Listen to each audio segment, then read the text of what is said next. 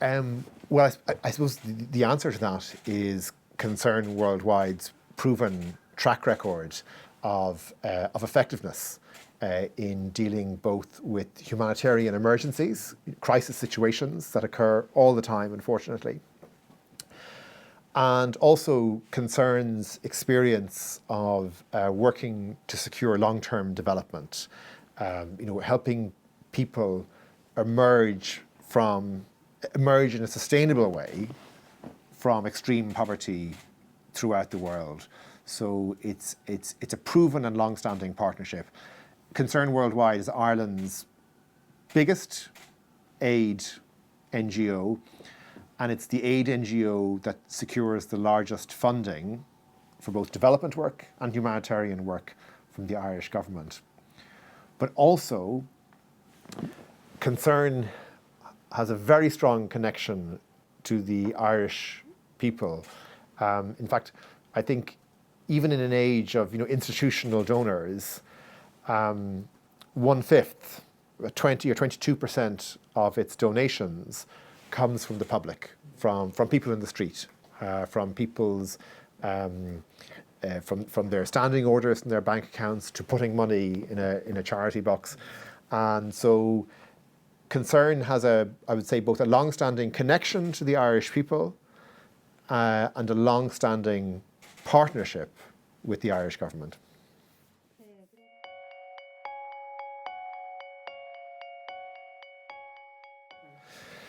Thank you for the question. It's a very important question. I think there is, Irish people are very committed to issues like human rights and governance, but hunger has a special resonance with the Irish people. Next year, 2022, we mark the 175th anniversary of the start of the Great Famine in Ireland between 1845 and 1888. And in that time, following the failure of the potato crop, 1 million people left Ireland, and tragically 1 million died.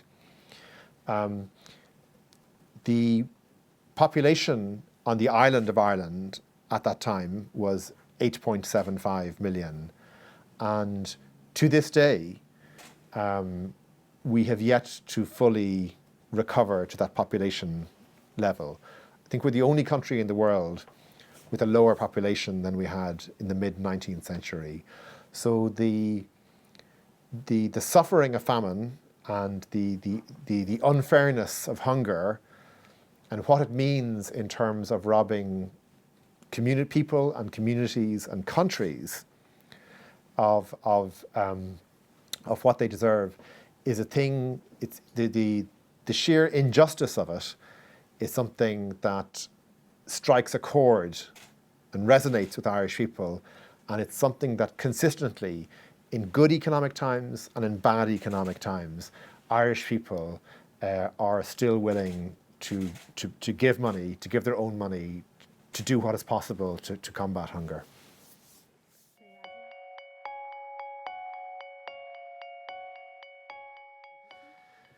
It's a very interesting question. There are tremendous parallels between our countries in that sense.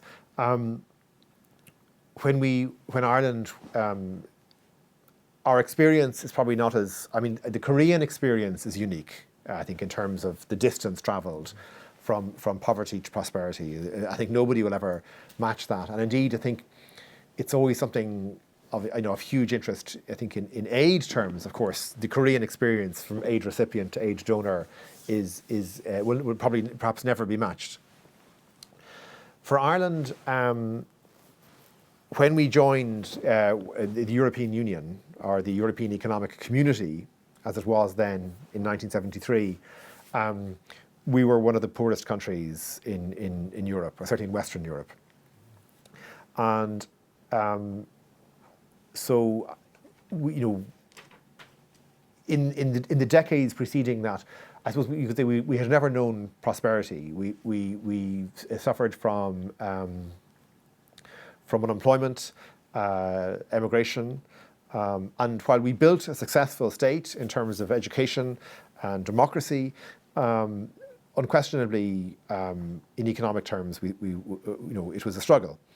But joining the European Union was a transformative experience to be part of a larger identity and to be part of a larger economic market. And we made the decision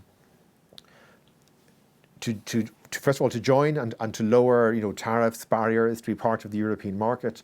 And then we also made the decision in the mid 1980s to be part of the European single market for people, goods, investment, capital. And then in the late 1990s, we also then made the decision to be part of the Eurozone. In other words, one of the first countries to adopt the euro. Now, there are 19 countries now within the 27 in the European Union with the common currency, the euro. So,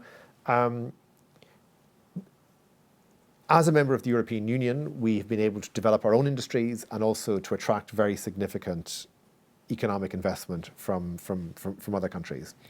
And so probably you look back and say from the early 1990s, you're beginning to see an appreciable increase in the level of prosperity in Ireland. The exception to that, though, was, of course, that we had a very severe economic crash in 2008. We have to admit, unfortunately, an unsustainable property bubble. And we had to accept a bailout, from the European Central Bank, the European Commission, and the International Monetary Fund. But we worked hard as a nation, and we made sacrifices, and we came through it, and we emerged from the bailout. And really, for the last 10 years, the economy has been steadily growing again. So there are many parallels with Korea, including the experience of dealing with the bailout. But but in the longer sweep of history, yes, the joining the European Union and really probably from the early 1990s, the material circumstances in Ireland began to change very considerably, and for the better.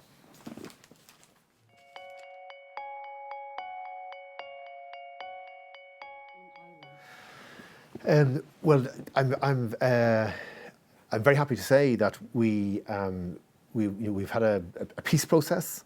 As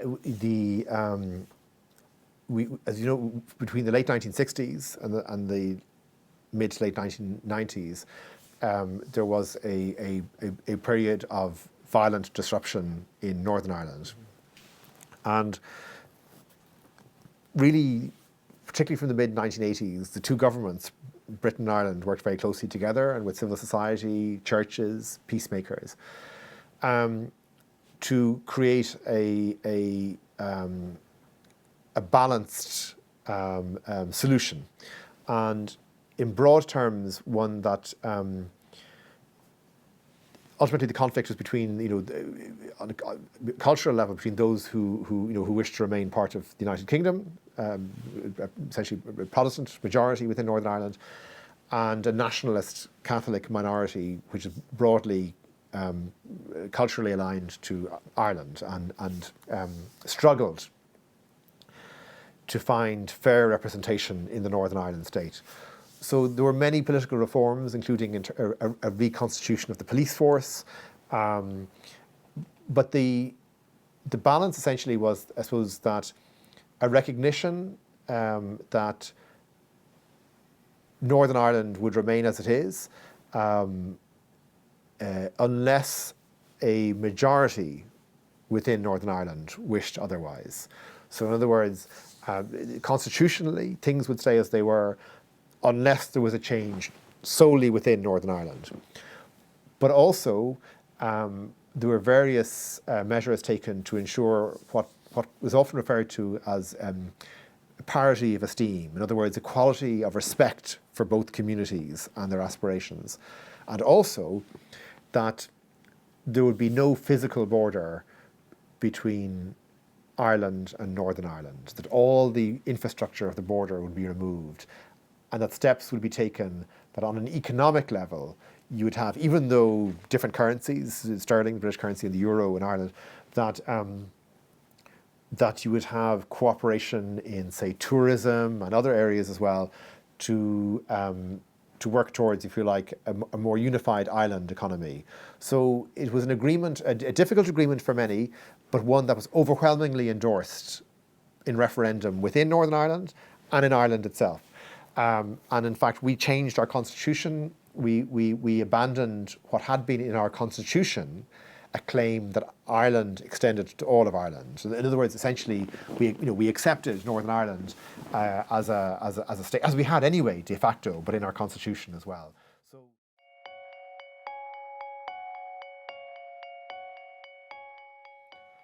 the decision was made in opening an office in Asia to pick Korea for a number of reasons. The proven generosity of the Korean people, Korean people's awareness of issues of hunger, their own national experience, their own memory, their own national memory of suffering, but also their own national awareness of what is possible, that change is possible, that development is possible.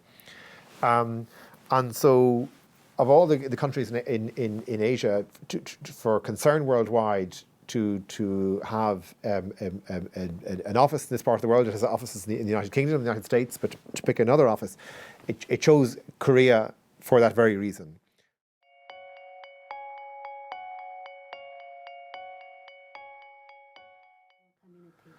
I think Korea can play a very significant role in the international community, and I think, say, in the European Union, and Ireland and the European Union, this is very much something we want to see. We're very supportive. Korea and Ireland tend to be very supportive of each other at the United Nations. We look forward to Korea returning to the United Nations Security Council. It's contesting its seat next 2023 for the next 2-year term. Just on the ODA question, we're committed to 0.7%, the UN target. Right now, we're about 0.32%. When we had our economic crash in 2008, a lot of people thought, well, that's it, the aid program, people will go. But the government fought very hard to preserve it, and indeed with the will of the people. People didn't want that to happen. People thought it might happen, but people didn't want it to happen, and so we cut some of our aid.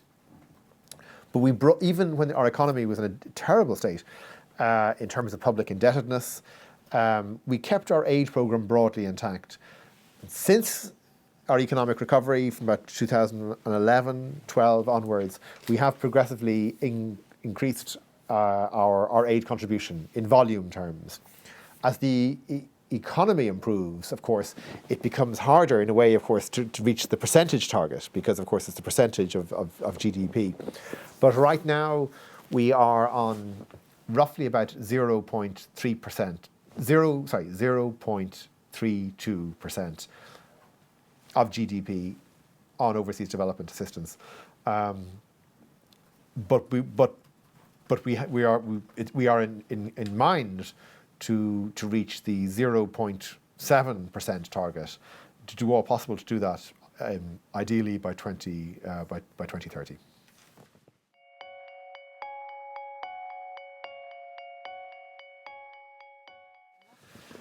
It's I suppose I can only really address this in the broader terms, that I think President Moon is to be applauded for persisting with dialogue with North Korea, even back in 2017, when politically it was very difficult to do it, and North Korea, despite all the North Korean provocations, the nuclear tests, the intercontinental, the long-range ballistic missile tests, I think it was a very brave thing to still try to engage with North Korea. The best way to do that, it's difficult for us to to say, but I think we, of course, would like to see North Korea to return to the negotiating table. That said, of course, we would be very much of the view that until such time as North Korea shows good faith in terms of denuclearization, then sanctions agreed at the level of the United Nations Security Council have to be rigorously enforced, albeit with important humanitarian exemptions, so that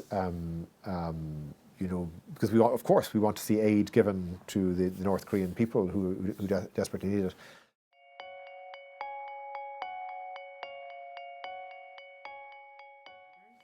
I think I would very much encourage them to look at the work of Concern Worldwide Korea. To, look at their website, look at their social media.